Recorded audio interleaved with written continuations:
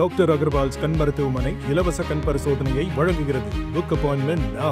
எதிர்க்கட்சித் தலைவர் இபிஎஸ் மற்றும் விசிக தலைவர் திருமாவளவன் இடையே வார்த்தை போர் முற்றியிருக்கிறது. அது குறித்தான தகவல்களை நாம் தொடர்ந்து அண்மை செய்திகளாக பார்த்து வருகிறோம். இது குறித்து பேசுவதற்காக திமுக வழக்கறிஞர் சரவணன் அவர்கள் நம்மோடு இணைப்பில் இணைந்திருக்கிறார். அவரிடம் பேசலாம். சார், இணைப்பில் வந்தமைக்கு நன்றி. விசிக தலைவரும் சரி இபிஎஸும் சரி மாறி மாறி சில கருத்துக்களை முன்வச்சு வரதை நாம பார்த்துக்கிட்டு இருக்கோம். இந்த நிலையில் எதிர்க்கட்சி தலைவர் இபிஎஸ் சில விஷயங்களை குறிப்பிடுறார். திமுகவின் சமூக நீதியை திருமாவளவன் புரிந்து கொள்ள வேண்டும். திமுக செய்கிற தவிர பாவ மூட்டைகளை திருமாவளவன் சுமக்க வேண்டாம் அப்படிங்கிற மாதிரியான பார்வைகளை முன்வைக்கிறாரு.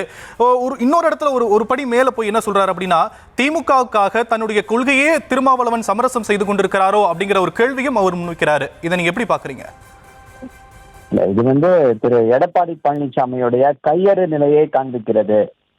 அவரால் ஒன்றும் பண்ண முடியல. அவரால் மக்களிடையே அவருடைய இந்த பயணம் ஒரு எந்த விதமான தாக்கத்தையும் ஏற்படுத்தல. அதை அவர் உணர்ந்திருக்கிறார். அந்த வெறுப்புல என்ன பண்றாரு அப்படின்னா, திமுக மேல குற்றம் சுமத்தினா மக்கள் கிட்ட ஈடுபடல. ஸோ திமுகவுடைய கூட்டணியை ஏதாவது அட்டாக் பண்ணலாமா அப்படின்ற நோக்கில் அண்ணன் திருமாவளவன் மீது இப்படிப்பட்ட குற்றச்சாட்டுகளை அடுக்கி கொண்டிருக்கிறார். கொள்கை வேறு கூட்டணி வேறு அப்படின்னு பேசிட்டு திமுகவை திராவிட கொள்கைகளை கொண்டு போய் மொத்தமா பாஜகவிடம் அடகு வைத்தவர்கள் எல்லாம் கொள்கையை பத்தி பேசலாமா? அதிமுக தலைவர்களுக்கு கொள்கையெல்லாம் பத்தி பேசுறதுக்கு என்ன அருகதை இருக்கிறது? அதுவும் அண்ணன் திருமாவளவன் எப்படி கொண்ட கொள்கையின் பால் உறுதியாக நிற்கக்கூடியவர் அப்படின்றது எல்லாருக்குமே தெரியும். அப்படிப்பட்டவர் மீது இப்படி ஒரு அபாண்டமான குற்றச்சாட்டுகளை சுமத்துவது ஏற்றுக்கொள்ள தக்கதல்ல. அதற்கு அண்ணன் திருமாவளவனும் தொடர்ந்து தக்க பதிலடியை கொடுத்திருக்கிறார். இப்போ இவர்களுடைய டெஸ்பரேட் சிச்சுவேஷன், இந்த டெஸ்பரேட் சிச்சுவேஷனாலதான் இப்படி இவர்கள் பிதற்றி கொண்டிருக்கிறார்கள் என்றுதான் சொல்ல வேண்டும். சமூக நீதிக்கு என்ன பிரச்சனை வந்துருச்சு திமுக ஆட்சியில? திமுகவுடைய சமூக நீதி பத்தி திரு எடப்பாடி பழனிசாமி அவர்களுக்கு என்ன தெரியும்?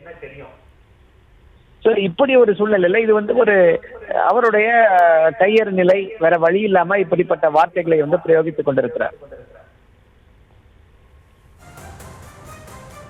சார், அதிமுக ஆட்சி காலத்தில் எதிர்கட்சியாக இருக்கும்போது கூட்டணியில் இருக்கக்கூடிய விசிக சில விஷயங்களை சூறாவளி பிரச்சாரங்களை தாண்டி பல்வேறு கருத்துக்களை ஒரு ஸ்ட்ராங்காக கமாண்டபிளாக வச்சுருந்தார். பட் ஆனால் திமுக ஆட்சிக்கு இருக்கும்போது ஆனால் அவருடைய கமாண்டபிள் ஃபோர்ஸ் இப்போ என்ன அப்படிங்கிற ஒரு கேள்வி எழுது இல்லையா? எதுக்கெடுத்தாலும் நம்ம கூட்டணியை உடைக்கக்கூடிய ஒரு செயலாக பார்க்க வேண்டியிருக்கு அப்படிங்கிற ஒரு கருத்தை நம்ம எப்படி புரிந்து கொள்ள வேண்டியிருக்கு? எல்லாத்துக்குமே நம்ம அதை நோக்கி ஒரு காயினா தான் வைக்கணுமா? அப்படி கிடையாது, அந்த மாதிரியே கிடையாது. இதுவே கிடையாது. கமெண்டபிளா இருக்காங்க அப்படின்னா அப்போ அந்த கொள்கைகளுக்கு அதிமுக ஆட்சி காலத்துல எந்த விதமான ஒரு ரெஸ்பான்ஸும் கிடையாது. இப்ப கோரிக்கையே வைக்க வேண்டாம். சமூக நீதி சார்ந்த, ஒடுக்கப்பட்ட மக்கள் சார்ந்த எல்லா கோரிக்கைகளும் திமுக ஆட்சியில ஆட்டோமேட்டிக்கா நிகழ்கிறது. திமுக சமூக நீதியின் பக்கம் ஸ்ட்ராங்கா இருக்கக்கூடிய ஒரு கட்சி. ஆட்சியும் அதைத்தான் பிரதிபலிக்கிறது. ஸோ அதனால அப்படி ஒரு யாரும் போய் கமாண்டவோ இல்லை யாரும் போய் இதுவோ பண்ண தேவையில்லை. ஆட்டோமேட்டிக்கா நடக்கும் திமுக ஆட்சியில. அதுதான் திமுக ஆட்சிக்கும் அதிமுக ஆட்சிக்கும் இருக்கக்கூடிய வித்தியாசம். எந்த விதமான ஒரு இஷ்யூவும் இல்லாதப்போ இது போல இவர்களாவே இமேஜின் பண்ணிக்கிட்டு இமேஜினரி இஷ்யூஸை கிளப்பிட்டு இருக்காங்க.